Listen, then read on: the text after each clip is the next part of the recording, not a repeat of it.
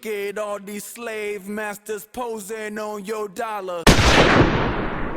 I can't begin to express how remarkable it feels to finally love who I am enough to pursue my authentic self. Elliot Page. This is going to be an extremely hard and difficult conversation, but I can no longer be silent on this topic while our political and social environment attacks those that they do not understand, nor wish to understand. The current conversation surrounding trans people in America stems from a broader ignorance of a philosophical concept called identity. America's disdain for the practical implications of philosophy has complicated an already complex subject such as identity. Throw in religious beliefs, feelings of who we are as individuals and as a collective, perceived threats on culture that stem from ignorance and misplaced fear, and we have the current landscape surrounding our societal conversation on gender. Instead of this conversation happening in controlled educational environments, it's on full display in the public sphere, a place where truth or what is right does not win, but what is popular or easy enough to persuade the masses. If history has taught us anything, it's that major changes in how we view humans as a whole and as individuals causes societies to have great turmoil, as those that fight to keep the status quo or conserve traditions clash with progressivism, or those that wish to continuously reevaluate their beliefs and ideas. The broader societal structures become the battlegrounds. Education, government, culture, systemic structures all become targets to either defend or attack. However, it seems that no one ever learns from history. From the deconstruction of only all white males as having personhood or equal rights under the law, we have moved so far as a society. Women are no longer just property of their husbands. Non-white people are no longer just property to be traded or uncivilized non-human beings. Children are seen as worthy of rights to education and love, and the LGBT community are recognized under the law as deserving of rights. And while these areas still have far to go to achieve a sense of equalness, not just under the law, but in society, we have shifted and changed society for the better. However, we find ourselves at the same old conversation about who is deserving of humanness or personhood. The same path and journey the LGBT community traversed to get to where they are today, the trans and nonconformity gender community walks it now. The same tactics from those who were and those who still are against the LGBT community are being used today. The use of morality policing, the use of government to protect the innocence of children, the banning of information related to these individuals to certain age groups in society at large are all just repeated failed tactics used 20 years ago against the LGBT community to stop the acceptance of them as individuals. The problems then and now still stem from the same refusal to either understand new concepts of identity or to challenge one's own sense of morality to grow and learn as we learn more about ourselves and the human race. One side believes that much of who we are is static and has already been created. Anything that diverges from this worldview is either a mental disorder or sinister, while the other side accepts new information about identity and our social and psychological makeup and seeks to adapt our world around this new information. How can we move on from this dichotomy? How can we make others listen if they're not willing to have an open mind and challenge their own beliefs? This will be the first in a series of videos that dive into the entirety of trans people. I'm going to look at their history, how different aspects of culture has persecuted them, how the state has been used to enact violence against them, the conservative war focused on morality, and the most common attack of them all, think of the children. No matter which side you may be on, I implore you to just listen to all I have to say before wanting to comment or react in a defensive manner. I lost a good friend over this issue, not because we were on opposite sides of this issue, but because we just couldn't talk about the actual issues at hand. And when we dove further into the conversation, a lot of their positions were not held up by rational thought, but dogmatic beliefs about morality and gender, and at the very core, their disgust with how someone else acts. Just because you may find someone else's behavior disgusting, it's not enough to try and use government intervention to prevent it. Full stop. The point of this video will be to look at the historical instances of trans people and how the concept of trans has evolved in the structures that wield some type of authority, like science, academia, or government. It's important to start here because we need to deconstruct the argument that the current trans debate is a fabricated topic by the left liberal agenda to destroy current Western values. History of trans people. There are kind of two ways to look at the history of trans people. One is through power structures and the other is through lived experience. Through power structures, we will focus on the development of the term, which includes the evolution of its own field of study, how it relates to power structures, and its acceptance in culture. One of the major flaws in only looking at the history of trans people in this way is that it doesn't account for all the lived experiences before those things happened. Like the concept of combat-related PTSD. When it was first discovered, it was generally referred to as shell shock. Not much was known about it, and generations of veterans suffered from it. It was often misdiagnosed or completely ignored. However, as time went on and the condition spread and worsened for many veterans, more resources were poured in trying to understand it. We eventually began to understand it as a form of combat-related PTSD and has since developed many successful treatments for dealing with this type of trauma.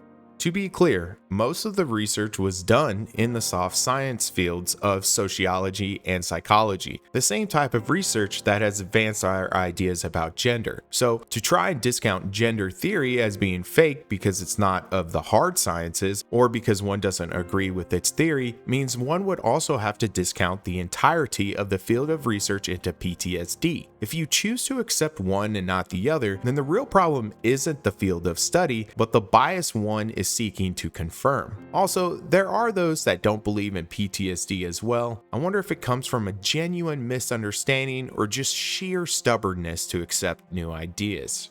Trans people have existed before the concept was ever formalized and the field of study was ever developed. Even then, our concepts of biological sex and gender has grown significantly. In the past, both terms were used synonymously, but as our understanding about ourselves and identity began to grow, gender and sex became two totally separate ideas that coincide in a socially acceptable framework. Meaning someone acting like the other gender was historically frowned upon and seen as immoral in broader society. This doesn't mean trans people didn't exist or that it was a mental illness, but just outside of what societal norms were. And because we are so tribalistic, anything seen outside of the norm is publicly shamed and pushed back on, under the guise of that action or behavior being bad. It's given moral weight by the opinion of the majority. That moral weight is what the majority uses to justify enforcing their beliefs on others. I'm not saying this is good or bad, but it reflects our current society.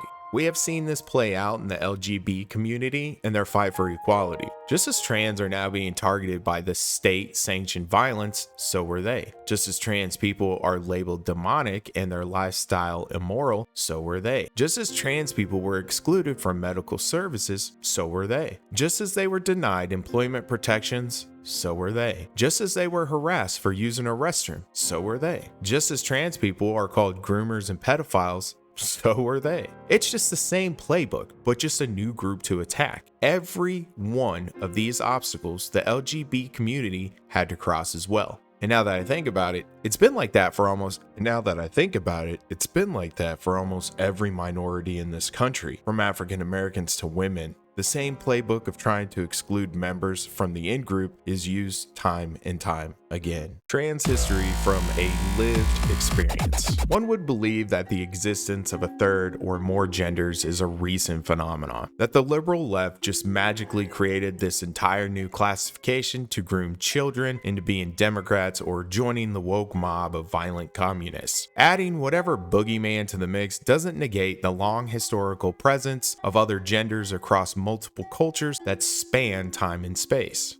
In the Pacific Islands, Mahu was a third gender in Native Hawaiian and Tahitian cultures. The Mahu referred to a biological male or female who inhabited a gender role somewhere in between. or encompassing both the masculine and feminine. Mahu were particularly respected as teachers, usually of hula dance and chant. In pre-contact times, Mahu performed the roles of goddesses in hula dances that took place in temples which were off limits to women. Mahu were also valued as the keeper of cultural traditions, such as the passing down of genealogies. Traditionally, parents would ask Mahu to name their children. Fa'afafine is a third gender in Polynesian culture, according to the Samoa Fa'afafine Association, and has been a part of island life for as long as anyone can remember. Most villages have Fa'afafine, with an estimated several thousand across Samoa's islands. They are male at birth and explicitly embody both masculine and feminine gender traits, fashioned in a way unique to this part of the world. In Madagascar, for the Sakalava people, recognize a third gender called Sakrata. Boys in Sakalava communities who exhibit traditionally feminine behavior or personalities are raised by parents as girls from a young age. Instead of labeling these boys as gay, they are seen as having a male body and identifying as a female. Sexual preference is not a factor for the Sakalava, and raising a child in this third gender is natural and accepted in the community's social fabric. In Zapotec cultures of Oaxaca, a miox is a person assigned male at birth who dresses and behaves in a way otherwise associated with women. They may be seen as a third gender. Muoks in village communities may not be disparaged and are highly respected, while in larger, more westernized towns, they may face some discrimination, especially for men due to attitudes introduced by Catholicism. Muoks men are not referred to as homosexuals, but constitute a separate category based on gender attributes. People perceive them as having the physical bodies of men, but different aesthetic, work, and social skills from most men. They may have some attributes of women or combine those of men and women. If they do choose men as sexual partners, neither are necessarily considered homosexual. Indonesia recognizes a third gender, Waria. One ethnic group, the Bugis, numbering around 3 million people, recognize 5 genders. Their language offers 5 terms referencing various combinations of sex, gender, and sexuality. The Makanre, female woman, the Orioani, male men, the Kaloi, female men, the Kalobai, male women, and the Bisu, transgender priests. These definitions are not exact, but they suffice. In Pakistan and Bangladesh, the Hiras are officially recognized as third gender by the government, being neither completely male nor female. In India, also transgender people have been given the status of third gender and are protected by law, despite the social ostracism. The Kathui is an identity used by some people in Thailand, whose identities in English may be best described as transgender women in some cases, or effeminate gay men in other cases. These people are not traditionally transgender, however, are seen as a third sex, being one body containing 2 souls. Anthropological research indicates well over 100 instances of diverse gender expression in Native American tribes at the time of early European contact. The most common modern term for gender non-conforming members is two-spirit, used by some indigenous North Americans to describe certain spiritual people, gay, lesbian, bisexual, and gender-variant individuals in their communities. Two-spirit is not interchangeable with the LGBT Native American. This title differs from most Western mainstream definitions of sexuality and gender identity, in that is not so much about whom one sleeps with or how one personally identifies. Rather, it is a sacred, spiritual, and ceremonial role that is recognized and confirmed by the elders of the Two-Spirit ceremonial community. While some have found that the term is useful for intertribal organizing, not all native cultures conceptualize gender or sexuality in this way, and most tribes use names in their own languages. While some terms are not always appropriate or welcome, Two-Spirit has generally received more acceptance and use than the term it replaced. It seems that the anti-American left has somehow time traveled and spread their ideas throughout space. All these different cultures, separated by vast amounts of land and water, have a culturally accepted third gender or classification of people. It's not just something that randomly popped up to destroy American traditional values. However, it is becoming more prevalent as acceptance and tolerance continues to grow. It's hard to predict how many people on Earth identify this way since much of Western history they've been violently persecuted. If all of society forces its citizens to act a certain way or be punished by death, then certain behaviors are buried deep within their own mind just to survive. How many gay people had to pretend to be straight, live life alone, or only love in the shadows? If much of history has been like this, then how can one definitively say that trans people only make up X% of the population? How do we know if many still refuse to let others know their true identity because they fear persecution or exile from their community? Could it be that as there is more acceptance for certain communities, they begin to naturally grow? Not because of indoctrination, but because those individuals are no longer afraid to be themselves? Maybe trans people have always been 20% of the world's entire population, but just couldn't reveal that. It seems like the current thought of the anti-trans movement paints trans identity as something contagious instead of something innate. That would help explain their vitriol towards trans people to an extent. Trans history through systems of authority. Some of the first pioneers into the world of understanding sex and identity were Richard von Krafft-Ebing and Albert Moll. They began thinking about sexual perversions as not just criminal, but behaviors that could be diagnosed and discussed through a medical lens. Krafft initiated and Moll elaborated a shift from psychiatric perspective in which deviant sexuality was explained as a derived, episodic, and more or less singular symptom of a more fundamental mental disorder to a consideration of perversion as an integral part of a more general, autonomous, and continuous sexual instinct. One feature of sexual modernism concerns the way sexual desires are defined and classified, and how the differentiation between the normal and the abnormal is discussed as a problem. Several taxonomies of sexual deviance were developed by psychiatrists in the late 19th century, but the one that took shape in Krafft's work and which was adopted by Moll eventually set the tone not only in medical circles but also in common sense thinking. The first was contrary sexual feeling or gender inversion, including various physical and psychological fusions of masculinity and femininity that in the 20th century would gradually be differentiated into homosexuality, bisexuality, androgyny, transvestitism, and transsexuality. In Krafft-Ebing's work, there was a gradual shift away from a classification of perversions within clear boundaries to a tentative understanding of normal sexuality in the context of deviance. He ceased to make hard distinctions between normal and abnormal mental states as well as sexualities, holding that, in the fashion of experimental physiology, only quantitative differences along a scale of infinite variations could be made. Krafft-Ebing began to believe that the sexual instinct was not only important for reproduction, but also in form of a specific desire, for the full psychological development of the individual and for engaging in a love bond, thereby forming the glue of a marriage. He stressed that both love without sexuality and sexual pleasure without love were incomplete, arguing within the context of the ideal of romantic love, began to replace negative attitudes towards sexuality with a positive evaluation. Closely related to the psychological experience of sexuality is its strong link to personal identity, the fifth distinctive characteristic of sexual modernity. Shifting the focus from a temporary deviation from the norm to a more or less permanent state of being, be it pathological or not, late 19th century psychiatry advanced a paradigm change in the understanding of sexual deviance. It was no longer perceived as more or less temporal, fleeting digression, but as a continuous and essential feature of one's inner being or personality.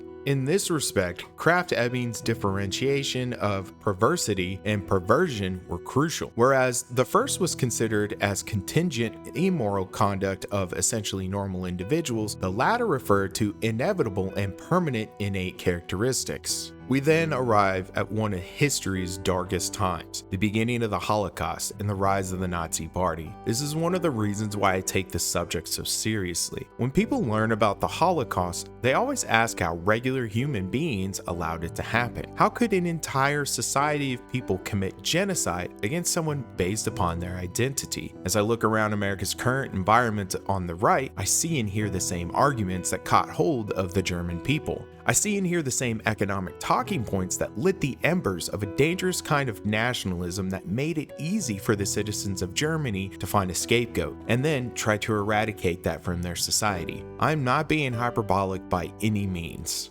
People ask why there's gender, black, trans, or queer studies in colleges nowadays. They take that the existence of these fields of study as colleges trying to force certain political agendas, when they were created to combat just the opposite, combat political agendas. So much of our history has things omitted from it, either trying to sterilize the American experience or just hand wave away certain periods of America's history that were just terrible for many groups that didn't hold political power. And instead of teaching about the complexities surrounding certain historical events, our children are taught whitewashed versions. This is done not only to help build the unbending loyalty for one's nation through a lens that paints one's own nation as the moral greatness in the world, but keeps citizens from trying to change systemic institutions that people with power have always benefited from.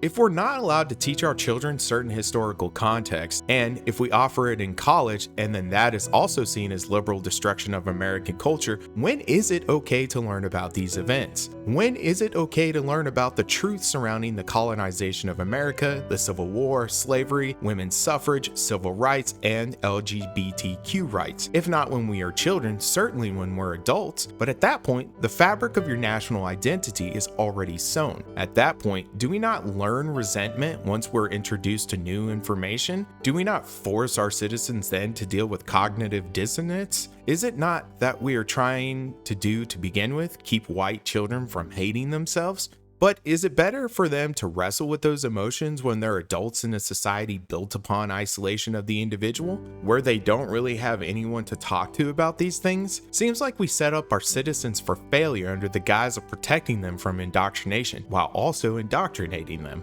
Magnus Hirschfeld was a German Jewish doctor and a leading researcher of sex, sexuality, and gender. During the Weimar Republic, from 1918 to 1933, he became most prominent. Hirschfeld's ideas about sex, gender, and sexuality were groundbreaking and radical in the late 19th and early 20th centuries. The Nazis frequently attacked Hirschfeld's work and destroyed many of his files and collection. Sound familiar? Hirschfeld's work is thus a prime example of the science and culture lost to Nazi violence. He was especially interested in the study of same-sex love and desire. Hirschfeld challenged the common idea at the time that same-sex attraction was a pathological perversion and a vice. Instead, he argued that it was innate or inborn. Hirschfeld insisted that a person's sexuality did not determine their character or personality any more than being born left-handed or right-handed did. As part of his study of gender, Hirschfeld coined the word transvestite or transvestite as a medical and scientific term in 1910. Hirschfeld defined transvestites broadly as people who wore clothing of a different gender than that assigned to them at birth. This category encompassed a wide range of gender non-conforming people. He asserted that people who identified as transvestites were not necessarily attracted to members of the same sex. Rather, he argued that their gender identity was distinct from their sexuality. In 1919, he established the Institute for Sexual Science. The Institute for Sexual Science was the first facility of its kind. It offered medical care, professional training, research opportunities, and public sex education. It also served as a residence and community center. We then arrive at another prominent trans researcher, Harry Benjamin. He published a sexual orientation scale in 1966 that meant to classify and understand various types of trans issues in biological males. It does not, however, reflect a modern understanding of gender identity and is not useful as a contemporary diagnostic tool, especially due to its conflation of gender identity with sexual orientation. Benjamin, however, wrote the book Transsexual Phenomenon. That was immensely important as the first large work describing and explaining the affirmative treatment path he pioneered. It would later be referred to as the Transsexual Bible. Most of his patients thought of him as an immensely caring, respectful, and kind, often never accepting payment for his treatments. Criticism of Benjamin's work today is valid, but we cannot forget how groundbreaking his work was at that time. Without his contributions, our understanding of trans people today may not be where it is now. Many of his ideas are outdated, and he endorsed heteronormativity and cisnormativity frequently, but his thinking was a product of a time in which gender theory wasn't even a cohesive idea, and the LGBTQ community was largely outlawed. As trans issues became more acceptable in academic research and stigmas were removed, the next biggest thing was how they were classified in the Diagnostic Statistical Manual of Mental Disorders. It is produced by the American Psychiatric Association for the classification of mental disorders using a common language and standard criteria. It is the main book for the diagnosis and treatment of mental disorders in the United States. While there are valid critiques against the use of the DSM, we cannot downplay its role in shaping societal views on the disorders listed wherein. The first mention of trans issues was published in 1980 in the DSM-3 under the term transsexualism and classified under disorders usually first evident in infancy, childhood, and adolescence. It described the disorder as the essential features of this disorder are a persistent discomfort and sense of inappropriateness about one's assigned sex in a person who has reached puberty. In addition, there's persistent preoccupation for at least 2 years with getting rid of one's primary and secondary sex characteristics and acquiring the sex characteristics of the other sex. Therefore, the diagnosis is not made if the disturbance is limited to brief periods of stress. Invariably, there is the wish to live as a member of the other sex. People with this disorder usually complain that they're uncomfortable wearing the clothes of their assigned sex and therefore dress in clothes of the other sex. Often they engage in activities that our culture tend to be associated with the other sex. These people often find their genitals repugnant, which may lead to persistent requests for sex reassignment by hormonal or surgical means. Gender identity disorder of adolescence or adulthood non-transsexual type is another disorder listed that is described as the essential features of this disorder are a persistent or recurrent discomfort and sense of inappropriateness about one's assigned sex, and persistent or recurrent cross-dressing in the role of the other sex, either in fantasy or in actuality, in a person who has reached puberty. This disorder differs from transvestic fetishism in that the cross-dressing is not for the purpose of sexual excitement. It differs from transsexualism in that there is no persistent preoccupation for at least 2 years with getting rid of one's primary and secondary sex characteristics and acquiring the sex characteristics of the other sex. It is important to highlight that the terms sex and gender are almost used interchangeably, and both disorders were only to be acknowledged once one reached puberty. The main difference between a transsexual and one with gender identity disorder was that they wanted to change their sex organs while the other just cross-dressed, according to the DSM. This was the extent of trans issues in America in the 1980s.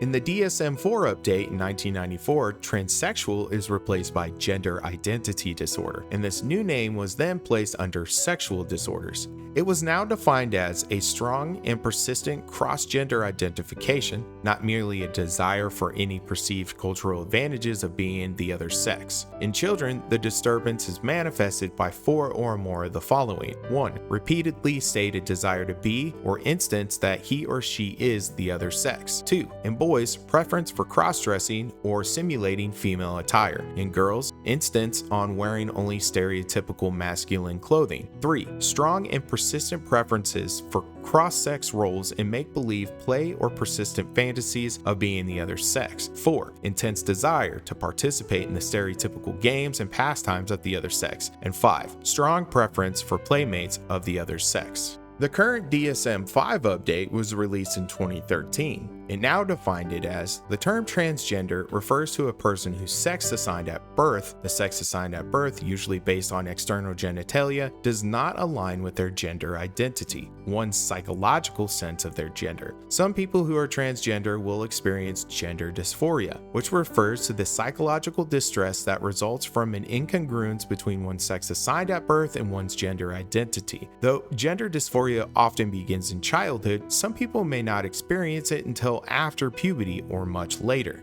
People who are transgender may pursue multiple domains of gender affirmation, including social affirmation, changing one's name and pronouns, legal affirmation, changing gender markers on one's government-issued documents, medical affirmation, puberty suppression or gender-affirming hormones, and/or surgical affirmation, vaginoplasty, facial feminization surgery, breast augmentation, masculine chest reconstruction. Of note, not all people who are transgender will desire all domains of gender affirmation, as these are highly personal and individual decisions. It is important to note that gender identity is different from gender expression. Whereas gender identity refers to one's psychological sense of their gender, gender expression refers to the way in which they present to the world in a gendered way. For example, in much of the US, wearing a dress is considered a feminine gender expression, and wearing a tuxedo is considered a masculine gender expression. Such expectations are culturally defined and vary across time and culture. One's gender expression does not necessarily align with their gender identity. Diverse gender expressions, much like diverse gender identities, are not indications of a mental disorder. Gender identity is also different from sexual orientation. Sexual orientation refers to the types of people towards which one is sexually attractive. As with people who are cisgender, people whose sex assigned at birth align with their gender identity, people who are transgender have a diverse range of sexual orientations. The importance of this update is that it no longer associated the disorder with the actual condition itself, but rather the external world and its effects on the individual. It is here that trans issues are no longer considered a mental illness itself, that being transgender is somewhat not normal in the spectrum of identity. This update turns trans people into actual human beings in the medical field. For years, researchers were hyper-focused on finding a problem with either the kids or their parents for their gender dysphoria and failed miserably at establishing one. They seemed less interested in a vital reframing. Perhaps the issue was not the children's identity, but the way society treated them. Instead of supporting these kids, the researchers labeled them unattractive or painted their parents as mentally unstable.